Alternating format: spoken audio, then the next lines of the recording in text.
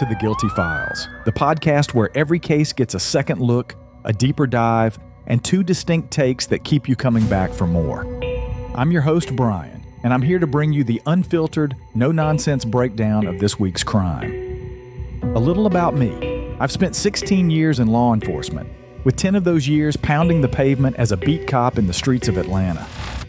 I've seen crime up close, the chaos, the aftermath, and the cold, hard truths that never make the headlines. That's why my focus is simple. I'll take you through the facts of the case, step by step, with nothing left to speculation. But that's only half of what we do here. My co-host Danny is your guide to the other side of the story. He dives into the untold possibilities, uncovers hidden motives, and imagines the what-ifs that make you question everything you thought you knew. Together, we bring you two unique perspectives on every case. Because in true crime, the truth is rarely as simple as it seems. Every week, we promise you this: 2 cops, 1 crime, 2 stories told. If you're a fan of the details, the drama, and the darker side of human nature, you're in for a ride. So grab your headphones, lock the door, and let's get into The Guilty Files, where every case comes with a twist, and the truth is just the beginning.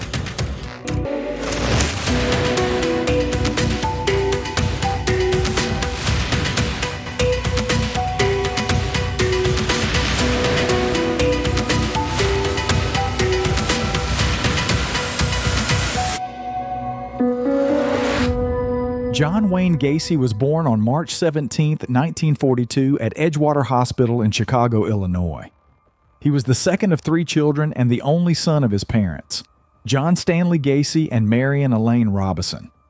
His father was a World War II veteran and worked as an auto repair machinist, while his mother was a homemaker. Gacy's family was of Polish and Danish descent and practiced Catholicism. Gacy had a strong bond with his mother and 2 sisters, but his relationship with his father was strained. His father was an alcoholic who often verbally and physically abused his family. Gacy's father would frequently demean him, calling him dumb and stupid and comparing him unfavorably to his sisters. One of Gacy's earliest memories was of his father beating him with a leather belt when he was just 4 years old. His mother tried to protect him from his father's abuse, which led to accusations of him being a sissy and a mama's boy who would probably grow up queer. In 1949, after Gacy and another boy were caught inappropriately touching a young girl, his father whipped him with a razor strap. That same year, a family friend began to molest Gacy on occasion. Gacy never confided in his father about the molestation, fearing his father would blame him, given their tumultuous relationship. Gacy loved his father but always felt he was never good enough for him. Gacy was heavy-set and not athletic as a child due to a heart condition. He was advised to steer clear of sports. In the 4th grade, Gacy started experiencing blackouts. He was occasionally hospitalized due to these episodes, and in 1957 for a ruptured appendix. Gacy estimated that he spent nearly a year in the hospital between the ages of 14 and 18, which he believed contributed to his declining grades due to missed school. Gacy's medical condition was never definitively diagnosed. His father suspected he was feigning illness. On one occasion, his father openly accused him of faking his condition while he was in a hospital bed. In 1960, at the age of 18, Gacy embarked on his political career, taking on the role of assistant precinct captain for a local Democratic Party candidate. His political activities were met with further scorn from his father, who dismissively called him a patsy. That same year, his father bought him a car, but kept the title in his own name until Gacy could fully pay for it. A process that spanned several years. If Gacy defied his father, he would confiscate the car keys. In April 1962, Gacy acquired a spare set of keys. In response, his father removed the distributor cap and kept it for 3 days. Shortly after his father reinstalled the cap, Gacy left home with $136 to his name and headed to Nevada, with hopes of living with a cousin. Upon arriving in Las Vegas, Gacy initially worked for the city's ambulance service before transitioning to Palm Mortuary. For 3 months, he served as a mortuary attendant, witnessing embalmings and occasionally acting as a pallbearer. He slept on a cot behind the embalming room and later confessed that one night, he climbed into the coffin of a deceased teenage boy, embracing and caressing the body before being overwhelmed with shock.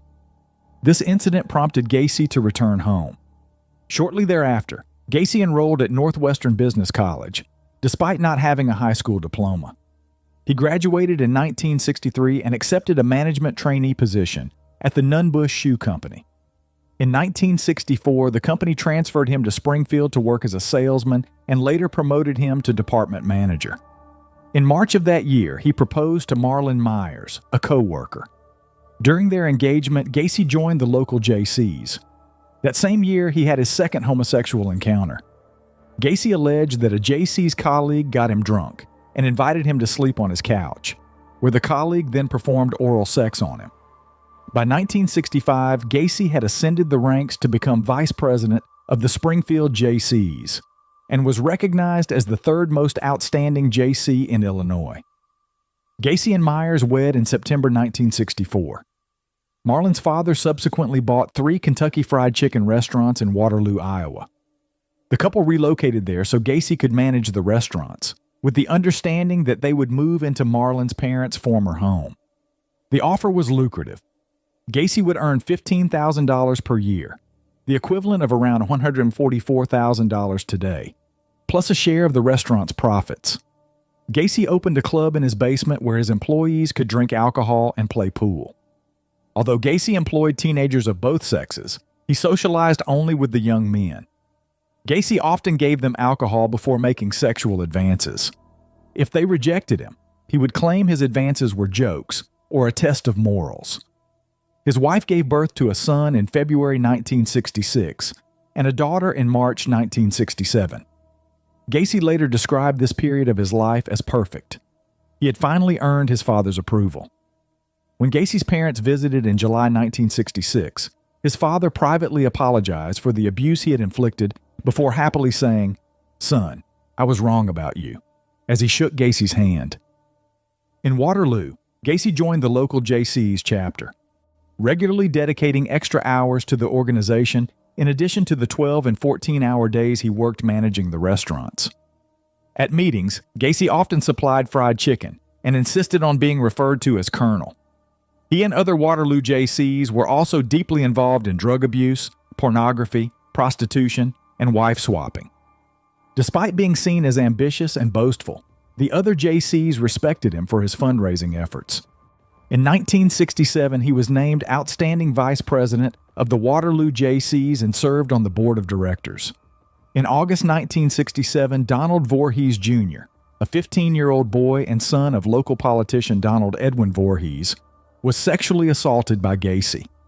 Gacy enticed Voorhees to his home with the promise of showing him heterosexual stag films, a common occurrence at JC events. Gacy gave Voorhees alcohol, showed him a stag film, and then convinced him to participate in mutual oral sex, stating, "You have to have sex with a man before you start having sex with women."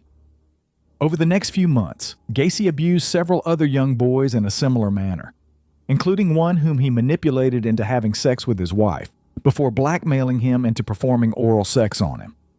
Gacy also deceived several teenagers into thinking he was conducting homosexual experiments for scientific research, paying them up to $50 each for their participation. In March 1968, Voorhees revealed to his father that he had been sexually assaulted by Gacy.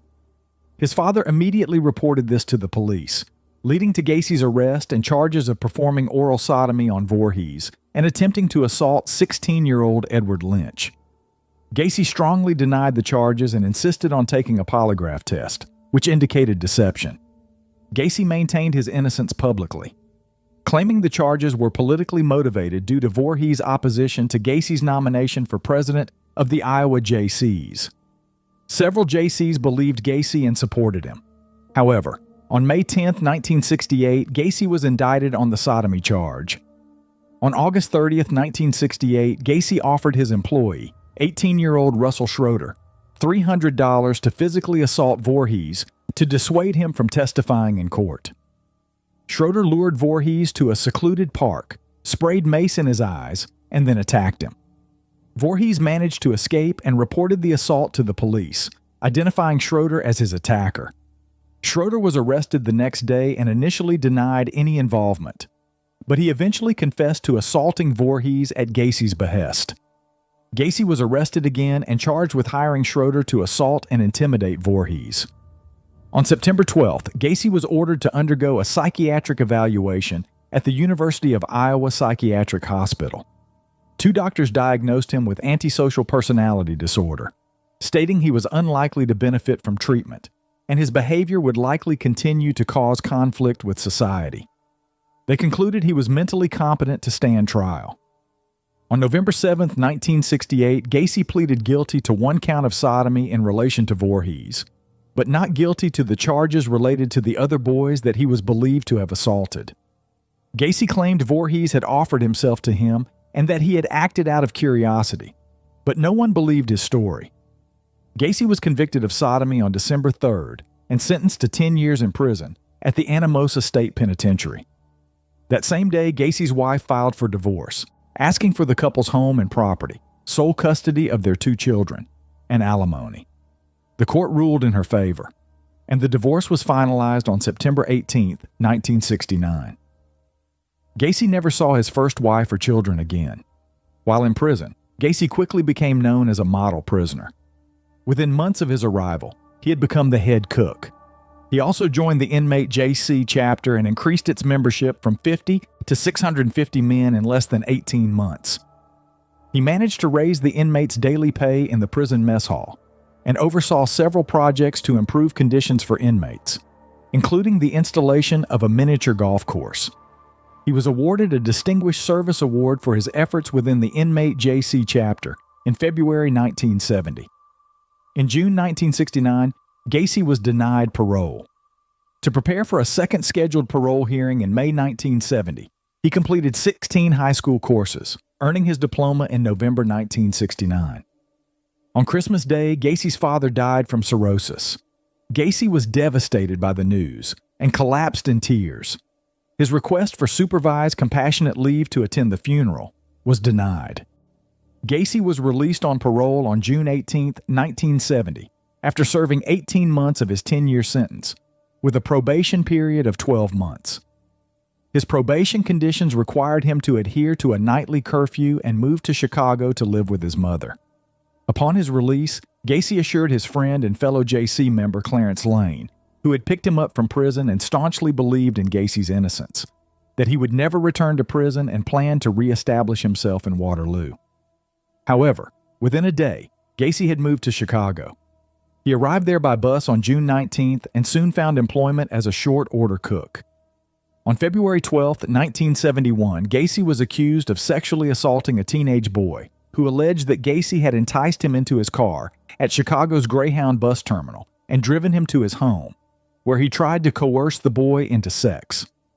The court dismissed this complaint when the boy did not appear. On June 22nd, Gacy was arrested and charged with aggravated sexual battery and reckless conduct following a complaint from a boy who claimed that Gacy had shown him a sheriff's badge, lured him into his car, and forced him to perform oral sex. These charges were dropped after the complainant tried to blackmail Gacy. The Iowa Board of Parole was not informed of these incidents. Gacy's parole ended on October 18, 1971, and a month later, the records of Gacy's criminal convictions in Iowa were sealed.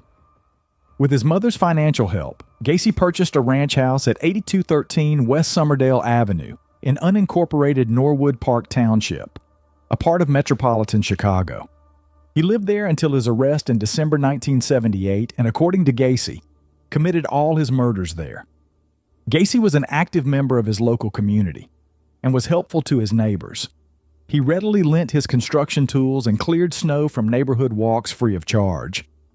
From 1974 to 1978, he hosted themed annual summer parties, which were attended by up to 400 people, including politicians and business associates. In August 1971, shortly after Gacy and his mother moved into the house, he became engaged to Carol Hoff, whom he had briefly dated in high school. Carol and her 2 young daughters from a previous marriage moved into Gacy's home soon after. They were married on July 1, 1972. His mother moved out of the house shortly before the wedding. By 1975, Gacy had told his wife that he was bisexual. After the couple had sex on Mother's Day that year, He informed her this would be the last time they would do so. He began spending most evenings away from home only to return in the early morning with the excuse he had been working late, or conducting business meetings. Carol observed Gacy bringing teenage boys into his garage in the early hours, and also found gay pornography, and men's wallets and identification inside the house. When she confronted Gacy about these items, he informed her angrily that it was none of her business. In October 1975, after a heated argument, Carol asked Gacy for a divorce. He agreed, and by mutual consent, she continued to live at the West Somerdale house until February 1976. On March 2nd, the Gacy's divorce, decreed on the false grounds of Gacy's infidelity with women, was finalized. In 1971, Gacy established a part-time construction business, PDM Contractors. With the approval of his probation officer, Gacy worked evenings on his construction contracts while working as a cook during the day. Initially, he undertook minor repair work, but later expanded to include projects such as interior design, remodeling, and landscaping. In mid-1973, Gacy quit his job as a cook so he could commit fully to his construction business. Gacy's involvement in a local moose club led him to discover a clown club known as Jolly Joker. The club members regularly performed at charity events, parades, and even volunteered to entertain children in hospitals. In late 1975, Gacy joined the club and created his own clown personas: Pogo the Clown and Patches the Clown, complete with his own makeup and costumes. He characterized Pogo as a happy clown and Patches as a more serious character. Gacy rarely made money from his performances, but he found that playing a clown allowed him to regress into childhood. He performed as both Pogo and Patches at various local parties, political events, charity functions, and children's hospitals. His volunteer service as a clown during his years of committing murders earned him the nickname Killer Clown. PDM primarily employed high school students and young men. Gacy frequently made sexual advances towards his employees, often demanding sexual favors in exchange for loans, financial aid, or promotions. He also claimed to own firearms, once threatening an employee by saying how easy it would be to kill him and dispose of the body. In 1973, Gacy and a teenage employee traveled to Florida to inspect a property Gacy had bought. During the trip, Gacy sexually assaulted the employee in their hotel room. Upon their return to Chicago, the employee retaliated by physically assaulting Gacy in his front yard. Gacy explained to his wife that he had been attacked for refusing to pay the employee for substandard painting work. In May 1975, Gacy hired a 15-year-old named Anthony Antonucci. 2 months later, he visited Antonucci at his home, aware that the boy had a foot injury. After sharing a bottle of wine and watching an adult film, Gacy attempted to assault Antonucci, but was overpowered by the high school wrestler, who managed to handcuff Gacy instead. Gacy threatened Antonucci, then calmed down and promised to leave if he was released. Antonucci agreed, and Gacy left. Antonucci continued to work for PDM for 9 months after the incident, and Gacy made no further attempts to assault him. On July 26, 1976, Gacy offered a job to 18-year-old David Cram, who started work that same day. On August 21st, Cram moved into Gacy's house. The next day, they celebrated Cram's 19th birthday with drinks, with Gacy dressed as Pogo. Gacy tricked Cram into wearing handcuffs and attempted to assault him, but Cram fought back and escaped. A month later, Gacy tried to assault Cram again, telling him, "Dave, you really don't know who I am. Maybe it would be good if you give me what I want." Cram resisted, and Gacy left the room saying, "You ain't no fun." Cram moved out on October 5th and left PDM, although he occasionally worked for Gacy over the next 2 years. Shortly after, another employee, 18-year-old Michael Rossi, moved in. Rossi had been working for PDM since May 23, 1976, and lived with Gacy until April 1977.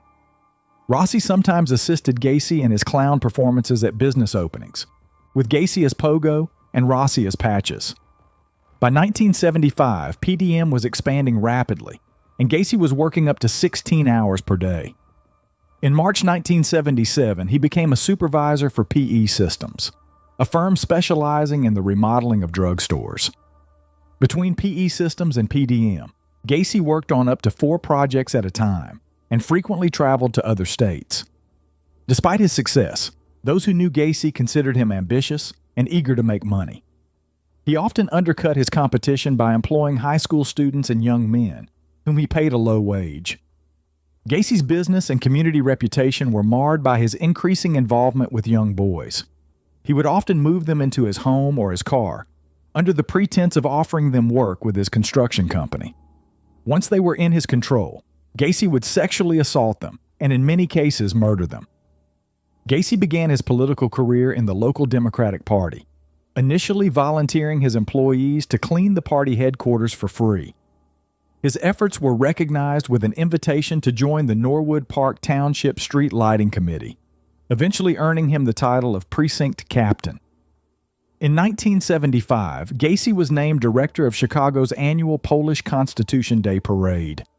His involvement with the parade, which he oversaw until 1978, led to a meeting and photo opportunity with First Lady Rosalind Carter. Gacy wore an S pin, signifying special clearance during the encounter. This incident later caused embarrassment for the United States Secret Service. Gacy was responsible for the murder of at least 33 young men and boys, with 26 of them buried in the crawl space of his home. His victims ranged from acquaintances to random individuals he lured from Chicago's Greyhound bus station, Bughouse Square, or the streets with the promise of employment at PDM, drinks, drugs, or money for sex.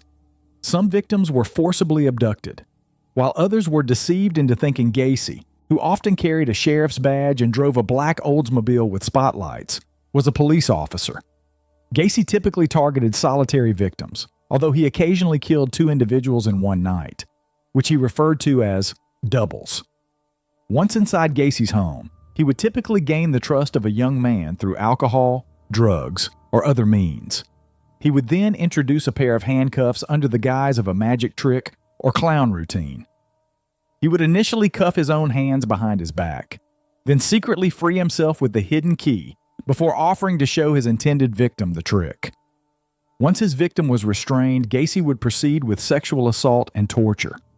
His methods of torture included burning with cigars, forcing his captive to act like a horse while he sat on their back and pulled on makeshift reins around their necks, and violating them with foreign objects such as dildos and prescription bottles after he had sexually assaulted them. He often shackled his victims' ankles to a 2x4, with handcuffs attached at each end. He was known to taunt his victims throughout their abuse and partially drowned several in the bathtub before reviving them. Gacy typically killed his victims by tightening a rope tourniquet around their neck with a hammer handle, a method he referred to as the rope trick. He would often tell his victim, "This is the last trick." Sometimes the victim would convulse for an hour or 2 before dying, while others died from asphyxiation due to gags stuffed deep in their throats. Except for his last 2 victims, all were killed between 3 and 6 in the morning. Gacy usually kept the victims' bodies under his bed for up to 24 hours before burying them in the crawl space, where he would periodically pour quicklime to speed up decomposition. Some bodies were taken to his garage and embalmed before burial. The first murder attributed to Gacy took place on January 3, 1972. As per Gacy's own recounting, after a family gathering the night before, he went to the Civic Center in the Loop early in the morning to see an ice sculpture exhibition.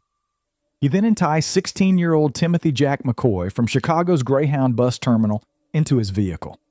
McCoy was en route to his father's house in Omaha and told Gacy his bus to Nebraska wasn't due until midday.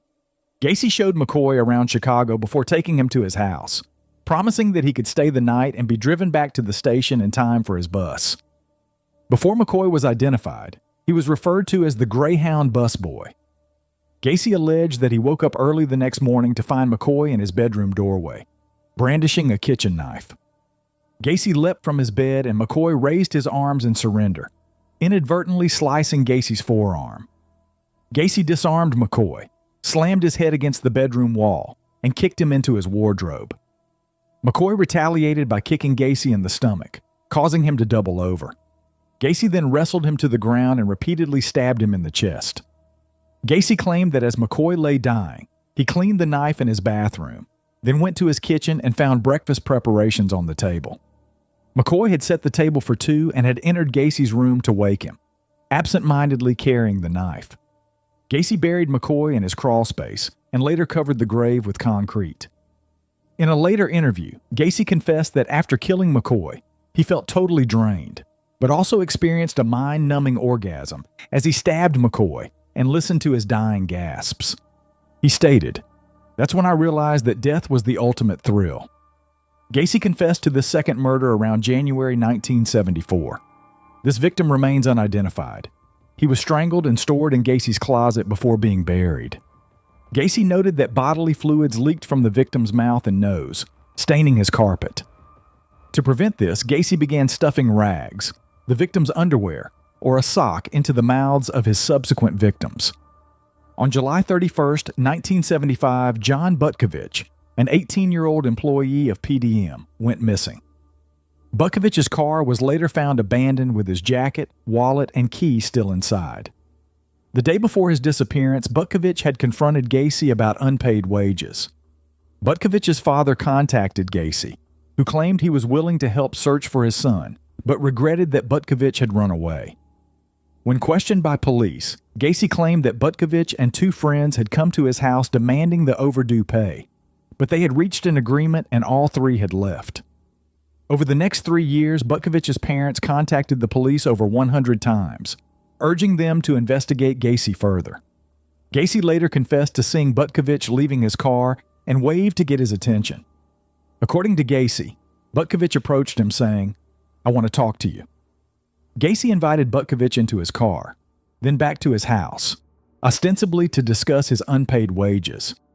At his house, Gacy offered Butkovich a drink, then tricked him into allowing his wrists to be cuffed behind his back. Gacy later admitted to having sat on the kid's chest for a while before he strangled him. He stored Butkovich's body in his garage, planning to bury it later in the crawl space.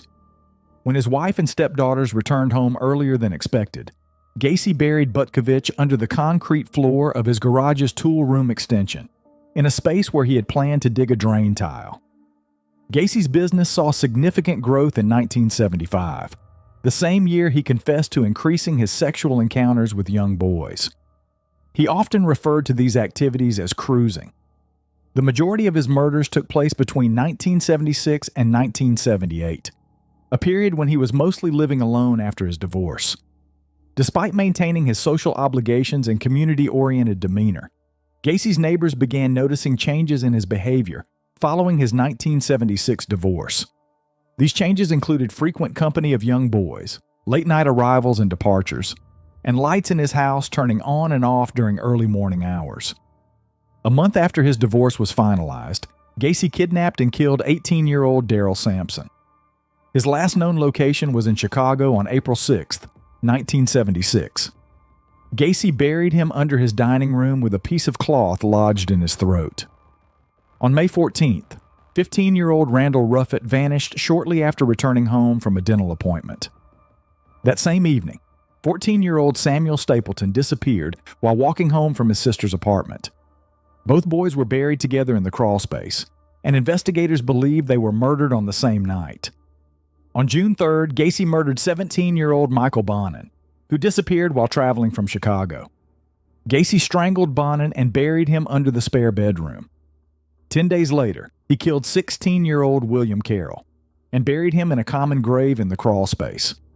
Carroll was the first of 4 victims known to have been murdered between June 13th and August 6th, 1976. 3 of the victims were between 16 and 17 years old, and one unidentified victim appears to have been an adult. On August 5th, 16-year-old James Hawkinson made his last known phone call to his family, possibly from Gacy's home.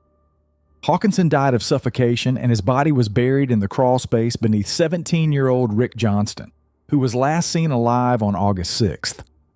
Gacy is believed to have murdered 2 unidentified males between August and October 1976. On October 24th, Gacy kidnapped and killed teenage friends Kenneth Parker and Michael Marino. 2 days later, 19-year-old construction worker William Bundy disappeared after telling his family he was going to a party. Bundy died of suffocation, and Gacy buried his body beneath his master bedroom. Between November and December 1976, Gacy murdered 21-year-old Francis Alexander. His last contact with his family was a phone call to his mother sometime in November. He was not reported missing as his family believed he had moved to California. Alexander was buried beneath the room Gacy used as his office. In December 1976, another PDM employee, 17-year-old Gregory Godzik, disappeared.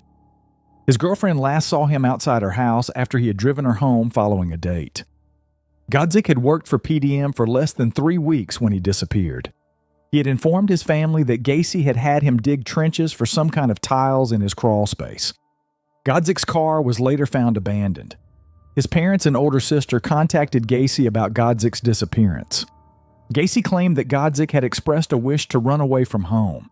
He also claimed to have received an answering machine message from Godzik shortly after he had disappeared. When asked if he could play the message for Godzik's parents, Gacy said he had erased it. On January 20th, 1977, Gacy lured 19-year-old John Scheich to his house on the pretext of buying his Plymouth Satellite. He later confessed to strangling Scheich in his spare bedroom, claiming Rossi was asleep in the house the following morning.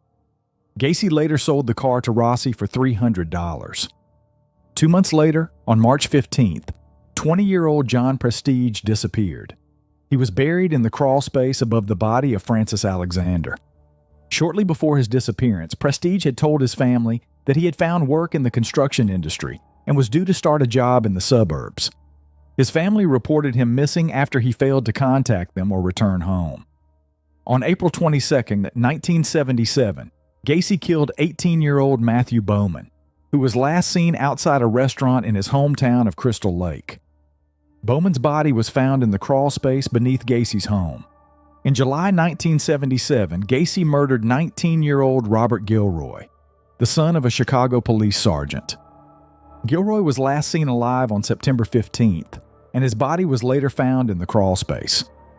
In September, Gacy killed 20-year-old Russell Nelson, a construction worker from Minnesota who was visiting his brother in Chicago. Nelson was last seen outside a Chicago bar on October 17th. His body was later found in the crawl space. In October, Gacy murdered 21-year-old Robert Winch, a Marine who was last seen alive on November 10th. In November, Gacy killed 16-year-old Tommy Bowling, who was last seen alive on November 18th. In December, Gacy murdered 17-year-old David Talsma, who disappeared after telling his mother he was going to a rock concert. In January 1978, Gacy killed 19-year-old William Kindred, who disappeared after telling his fiancée he was going to a bar. In March, Gacy murdered 26-year-old Timothy O'Rourke, who was last seen alive on June 16th. In May, Gacy killed 20-year-old Frank Lanigan, who was last seen alive on November 4th. His body was later found in the Des Plaines River. In June, Gacy murdered 23-year-old James Mazzara, who was last seen alive on November 24th. His body was also found in the Des Plaines River. In December, Gacy killed 15-year-old Robert Peast, his final victim. Peast disappeared on December 11th after telling his mother he was going to see a man about a job at a construction company. His remains were later found floating in the Des Plaines River. On the afternoon of December 11, 1978, Gacy made a visit to the Nissen Pharmacy in Des Plaines, where he was discussing a potential remodeling project with the store owner, Phil Torf. During this visit, he mentioned within hearing distance of 15-year-old part-time worker Robert Peast that his company often employed teenage boys at a starting wage of $5 an hour, nearly twice what Peast was earning at the pharmacy. Not long after Gacy's departure, Peast's mother arrived to pick him up so they could celebrate her birthday as a family. Peast asked his mother to wait, telling her that a contractor wanted to discuss a job opportunity with him. He left the store at 9 p.m., promising to return soon. Tragically, he never came back. He was killed shortly after 10 p.m. at Gacy's residence. Gacy later confessed that he had offered Robert a soft drink at his home before asking him if there was anything he wouldn't do for the right price. Peast responded that he didn't mind hard work, to which Gacy replied that good money could be made by hustling. Peast was skeptical, and Gacy tricked him into putting on handcuffs. Gacy's accounts of the events that followed varied, but in one of his initial statements, He claimed that the boy didn't resist as he undressed him. He also stated that Peast was crying and scared as he put a rope around his neck.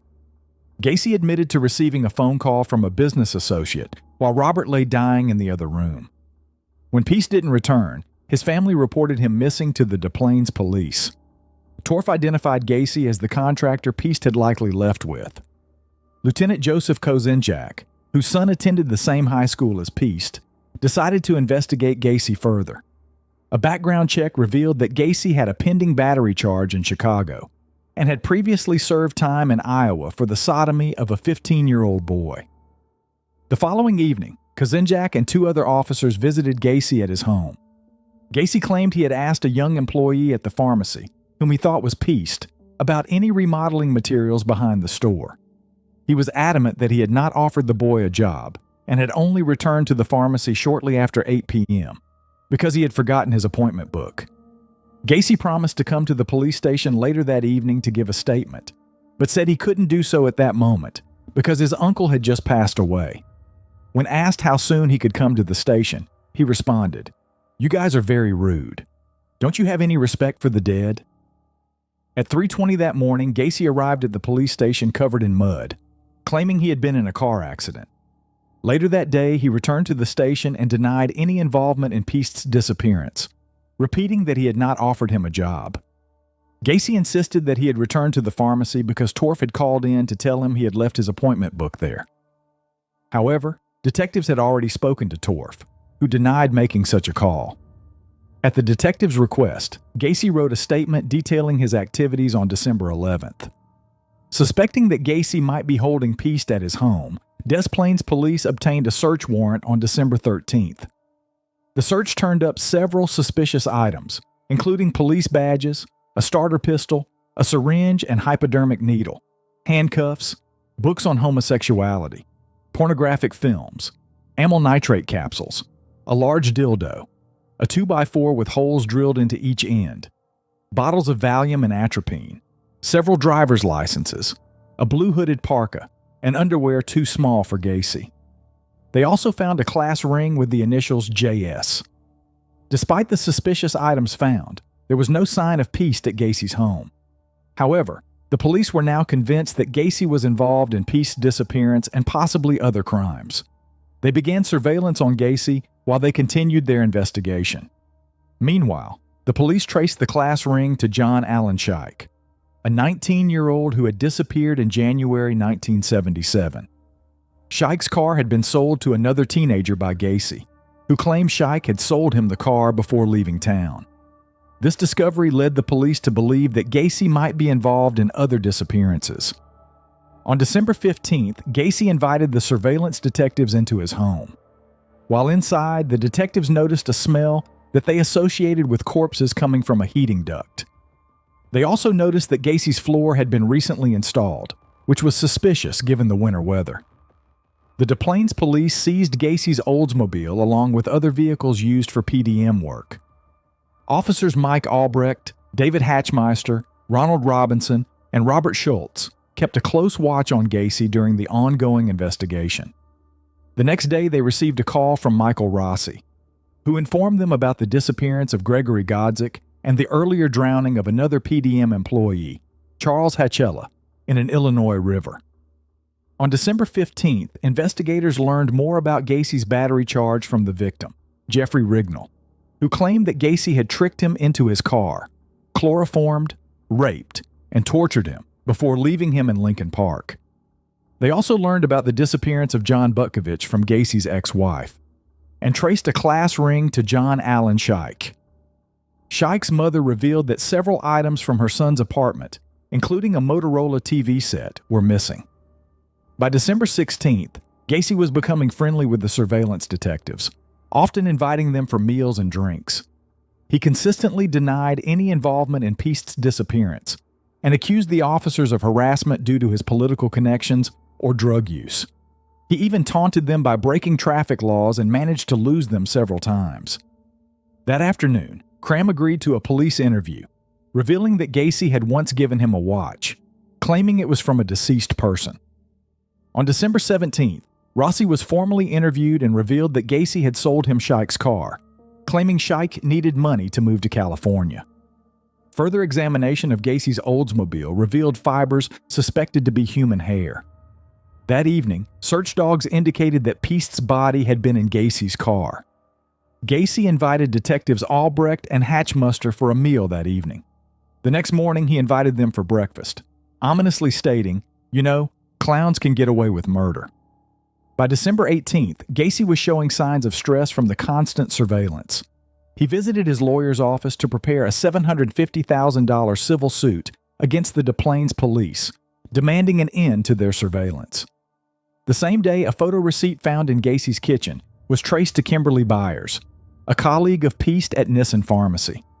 She stated that she had borrowed Piest's coat and placed the receipt in the pocket before returning it to him. That evening, Rossi was interviewed again and was more cooperative. He revealed that he had spread lime in Gacy's crawl space at Gacy's request in the summer of 1977. On December 19th, investigators started gathering evidence for a second search warrant for Gacy's house. The same day, Gacy's lawyers filed the civil suit against the Des Plaines police. During another visit to Gacy's house, Officer Schultz noticed a smell he suspected to be rotting corpses coming from a heating duct. On December 20th, both Cram and Rossi were interviewed. Rossi suggested that Gacy might have hidden Piest's body in the crawl space. Cram revealed Gacy's attempt to rape him in 1976 and his strange behavior after seeing a clot of mud on his carpet. He also mentioned that Gacy had asked him to spread lime in the crawl space and dig trenches for drainage pipes, which were suspiciously the size of graves. After being informed that the police had found human remains in his crawl space and that he would now face murder charges, Gacy told officers he wanted to clear the air. In the early morning hours of December 22nd, and in the presence of his lawyers, Gacy provided a formal statement in which he confessed to murdering approximately 30 young men and boys, all of whom he claimed had entered his house willingly. Some victims were referred to by name, but Gacy claimed not to know or remember most of the names. He claimed all were teenage male runaways or male prostitutes, the majority of whom he had buried in his crawl space.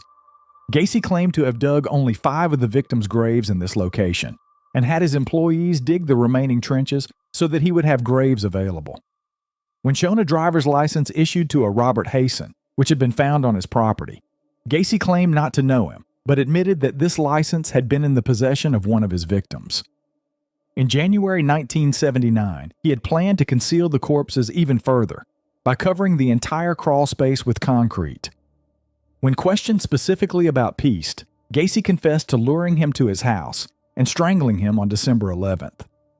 He also admitted to having slept alongside Piest's body that evening, before disposing of the corpse in the Des Plaines River in the early hours of December 13th. On his way to the police station, he had been in a minor traffic accident after disposing of Piest.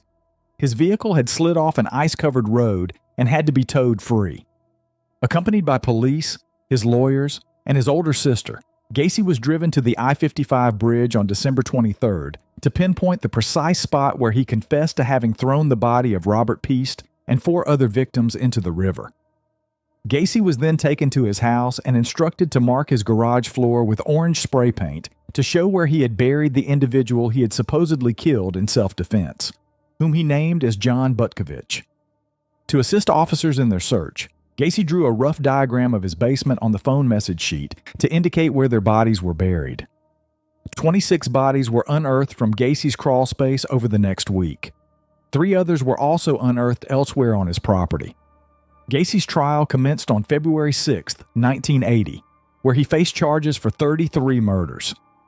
The trial took place in Cook County, presided over by Judge Louis Garippo. The jury was chosen from Rockford due to the extensive media coverage in Cook County. Gacy's defense counsel arranged for him to spend over 300 hours with doctors at the Menard Correctional Center in Chester in the year leading up to his trial. He underwent numerous psychological evaluations to assess his mental fitness to stand trial. Gacy tried to persuade the doctors that he suffered from multiple personality disorder.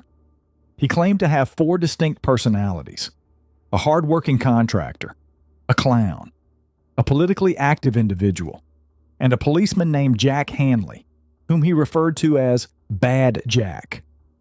Gacy's confession to the police was supposedly the recounting of Jack's crimes, who despised homosexuality and viewed male prostitutes as weak, stupid, and degraded scum.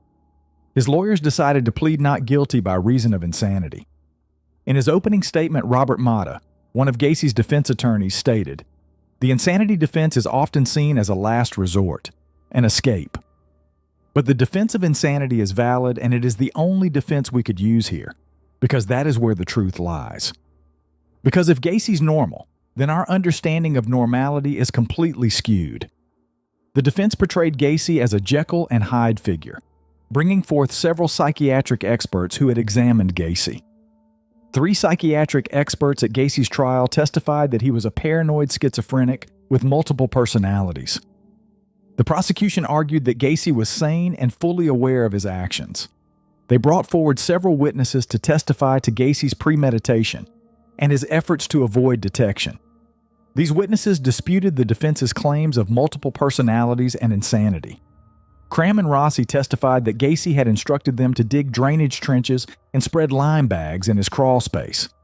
They both stated that Gacy would periodically check the crawl space to ensure they and other employees did not deviate from the specific locations he had marked. On February 18th, Robert Stein testified that all the bodies found on Gacy's property were significantly decomposed and putrefied, skeletalized remains, and that of all the autopsies he performed, 13 victims had died of asphyxiation, 6 of ligature strangulation, 1 of multiple stab wounds to the chest in 10 and undetermined ways. When Gacy's defense team suggested that all 33 deaths were caused by accidental erotic asphyxia, Stein dismissed this as highly unlikely.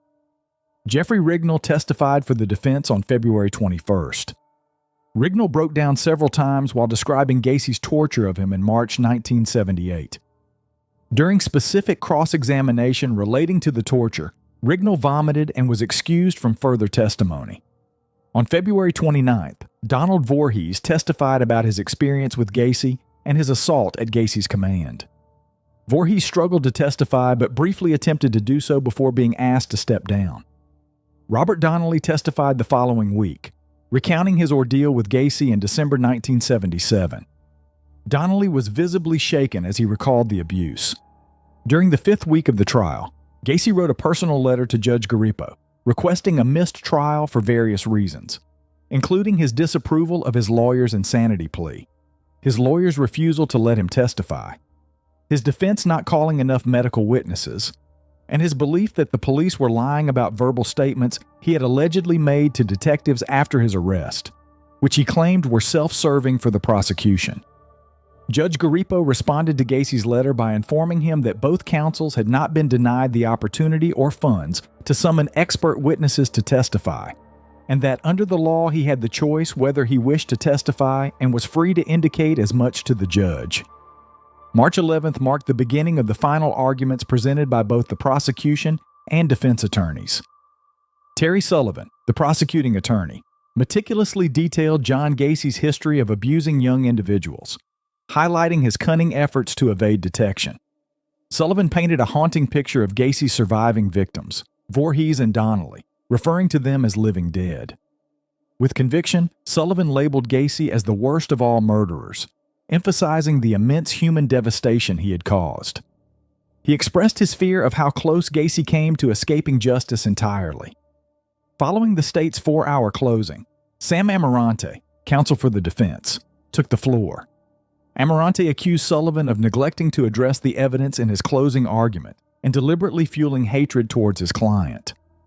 He sought to portray Gacy as a man driven by uncontrollable compulsions, arguing that the state had not met the burden of proving Gacy's sanity beyond a reasonable doubt. Amarante implored the jury to set aside any prejudice they may hold against Gacy, and instead deliver a verdict of not guilty by reason of insanity. He emphasized that Gacy posed a danger to both himself and others, suggesting that studying his psychology and behavior would be valuable to the field of science. On the morning of March 12th, William Kunkel continued the prosecution's argument. Kunkel dismissed the defense's claim of insanity as a mere facade, presenting the facts of the case that demonstrated Gacy's ability to think logically and exert control over his actions. He referenced the testimony of a doctor who had examined Gacy in 1968 and concluded that he had an antisocial personality. Kunkel asserted that if the recommendations of this doctor had been heeded, Gacy would not have been released. As he concluded his argument, Kunkel removed photos of Gacy's 22 identified victims from a display board, urging the jury to prioritize justice over sympathy. After deliberating for 1 hour and 50 minutes, the jury delivered a verdict of guilty on all 33 charges of murder. Additionally, Gacy was found guilty of sexual assault and taking indecent liberties with a child in relation to Robert Peast. This conviction marked the highest number of murders for which any person had been found guilty. During the sentencing phase of the trial, the jury deliberated for over 2 hours before sentencing Gacy to death for each murder committed after the implementation of the Illinois statute on capital punishment in June 1977. Gacy's execution was scheduled for June 2, 1980. Following his sentencing, Gacy was transferred to the Menard Correctional Center, where he spent 14 years on death row. Confined to his prison cell, Gacy discovered a newfound passion for painting. His artwork drew inspiration from a variety of sources. Gacy's paintings gained recognition and were showcased in exhibitions and sold at auctions. Prior to his trial, Gacy reached out to journalist Russ Ewing, granting him numerous interviews between 1979 and 1981. Ewing later collaborated with author Tim Cahill to publish the book Buried Dreams. The information Gacy shared with Ewing about his first murder played a crucial role in identifying his initial victim. On February 15, 1983, Gacy was attacked by fellow death row inmate Henry Brisbane, also known as the I-57 killer, who stabbed him in the arm with a sharpened wire. Gacy received medical treatment in the prison hospital. During his incarceration, Gacy immersed himself in law books, filing numerous motions and appeals, although none were successful. His appeals focused on issues such as the validity of the initial search warrant granted to the Des Plaines police on December 13, 1978, and his objection to his lawyer's insanity plea defense. Gacy claimed that while he had some knowledge of 5 of the murders, the other 28 were committed by employees who had access to his house while he was away on business trips. In mid-1984, the Supreme Court of Illinois upheld Gacy's conviction and ordered his execution by lethal injection on November 14th. Gacy appealed this decision, but the Supreme Court of the United States denied his appeal on March 4, 1985. The following year, Gacy filed another post-conviction petition, seeking a new trial. His defense lawyer at the time, Richard Kling, argued that Gacy had received ineffective legal counsel during his 1980 trial. However, this petition was dismissed on September 11, 1986. Gacy continued to appeal the 1985 decision for his execution. On September 29, 1988, the Illinois Supreme Court upheld his conviction and set a new execution date for January 11, 1989. After the Supreme Court denied Gacy's final appeal in October 1993, the Illinois Supreme Court officially scheduled his execution for May 10, 1994. On the morning of May 9, 1994, Gacy was transferred to Stateville Correctional Center in preparation for his execution. Later that day, he was granted a private picnic on the prison grounds with his family. As his last meal, Gacy requested a bucket of KFC, a dozen fried shrimp, French fries, fresh strawberries, and a Diet Coke. In the evening, he received the last rites from a Catholic priest before being escorted to the Stateville execution chamber. As the hours ticked away before Gacy's execution, a crowd of over 1,000 people gathered outside the correctional center. The majority voiced their support for the execution, while a small group of anti-death penalty protesters also made their presence known. Some of those in favor of the execution wore T-shirts referencing Gacy's past as a clown, with satirical slogans like "No Tears for the Clown." Before the execution commenced, there was an unexpected complication. The chemicals used for the execution solidified, causing a blockage in the IV tube. The execution team swiftly replaced the clogged tube, and the process resumed. The entire procedure lasted 18 minutes. Anesthesiologists attributed the problem to the inexperience of prison officials in conducting executions. This incident prompted Illinois to adopt an alternative method of lethal injection. One of the prosecutors from Gacy's trial remarked, "He got a much easier death than any of his victims." Published reports described Gacy as a diagnosed psychopath who showed no remorse for his heinous crimes. In his final statement to his lawyer, he asserted that his execution would not compensate for the loss of others and accused the state of murdering him. Reportedly, Gacy's last spoken words were, "Kiss my ass." However, prosecutor William Kunkel clarified in 2020 that these words were directed at a prison official and were not part of any official statement prior to Gacy's execution. After Gacy's death was confirmed at 12:58 a.m. on May 10, 1994, his brain was removed and given to Helen Morrison, a defense witness at his trial.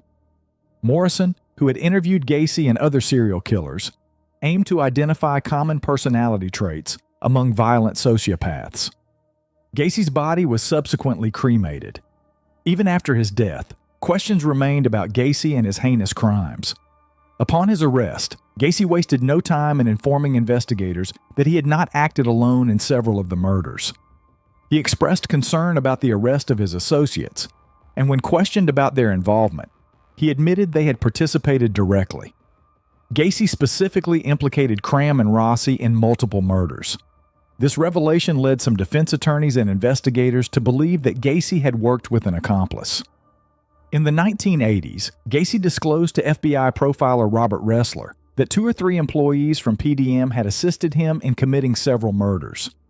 Ressler, convinced that there were still unanswered questions surrounding the case, believed that Gacy had killed more than the reported 33 victims, and that these crimes extended beyond state lines. However, Gacy neither confirmed nor denied Ressler's suspicions. Jeffrey Rignall, a victim who had suffered assault and torture at the hands of Gacy, recalled seeing a young man with brown hair witnessing his abuse during the ordeal. Rignall also claimed to have seen a light turning on in another part of the house, further suggesting the presence of others involved. Just days before his arrest, Gacy was observed meeting with 2 employees, Michael Rossi and Ed Hefner, at a bar. Anxious and speaking in hushed tones, Gacy warned them not to disappoint him. Emphasizing their indebtedness to him, overheard snippets of their conversation hinted at the burial of 5 individuals, raising suspicions about their involvement. During interviews from death row, Gacy mentioned that 3 PDM employees, including Cram and Rossi, were considered suspects in the murders. He alleged that they possessed keys to his house. Another name that surfaced was Philip Pask, a former employee closely associated with John Norman, who operated a sex trafficking ring known as the Delta Project. The proximity of Norman's residence to where 2 victims were last seen alive fueled speculation about Gacy's potential connection to this trafficking ring. Gacy also claimed that he was not in Chicago when 16 of the identified victims disappeared. In 2012, travel records emerged suggesting that he had been in another state during 3 of the murders, implying the involvement of 1 or more accomplices. Investigators took note of Robert Young, the companion of victim Russell Nelson, who gave conflicting accounts of Nelson's disappearance. Young filed a missing persons report and later attempted to extort money from Nelson's parents for a search. When Nelson's brothers arrived in Chicago to search for him, Young offered them employment at PDM. However, Young was never called to testify at Gacy's trial, leaving unanswered questions about his potential involvement. As we reach the end of this episode, the story of John Wayne Gacy leaves us with a chilling reminder of the depths of human depravity and the complexity of seeking answers to the unfathomable. Gacy's heinous crimes, the systematic torture and murder of at least 33 young men and boys, shock the conscience and challenge our understanding of evil. Gacy's dual life as a respected community figure and a sadistic killer confounded those around him. As a successful businessman and active participant in local events, he was seen as a model citizen. Yet beneath that facade lurked a man capable of unimaginable cruelty. His use of charm and manipulation to lure his victims underscores the predatory nature of his crimes, leaving an indelible scar on the families of his victims and the communities he haunted. The investigation and eventual capture of Gacy exposed the flaws in the systems meant to protect society. From missed warning signs to lapses in communication among law enforcement agencies, The case serves as a sobering example of how even the most horrifying predators can evade detection for years. However, it is also a testament to the determination of investigators who pieced together the evidence to bring him to justice. Gacy's trial and subsequent execution in 1994 provided a measure of closure for the families of his victims. Yet questions linger. Why did John Wayne Gacy commit such horrific acts?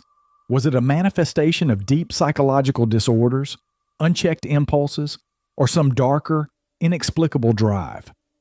While many theories have been proposed, the true motivations behind his killing spree remain elusive, locked away in the mind of a man who refused to fully admit his guilt.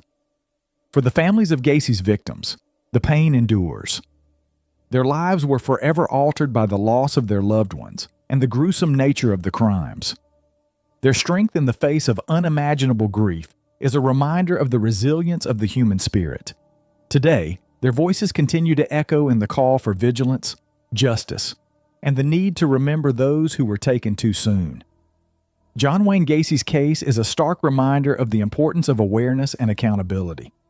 It compels us to remain vigilant in protecting vulnerable individuals and ensuring that no warning signs go ignored. It also leaves us with a haunting question. How many others like him have evaded detection? As we close this chapter, we are reminded that justice, while powerful, cannot always fully heal the wounds inflicted by such horrific crimes. Thank you for joining us as we delved into one of the darkest cases in criminal history. As always, we encourage you to stay curious, ask questions, and seek understanding, even in the face of the incomprehensible. Until next time, stay curious, stay informed, and never stop seeking the truth. That brings us to the end of this week's case file. A huge thanks to you, our listeners, for tuning in and making this all possible. Your curiosity, intrigue, and passion for true crime creates the space for us to tell these stories. When you listen, share, and engage with our content, you're the heartbeat of this show. So keep that guilty pleasure alive. Tell your friends, post about the show, and let us know your thoughts. We love hearing from you. Reach out to me anytime via email at Brian, BRIAN, at paranormalworldproductions.com.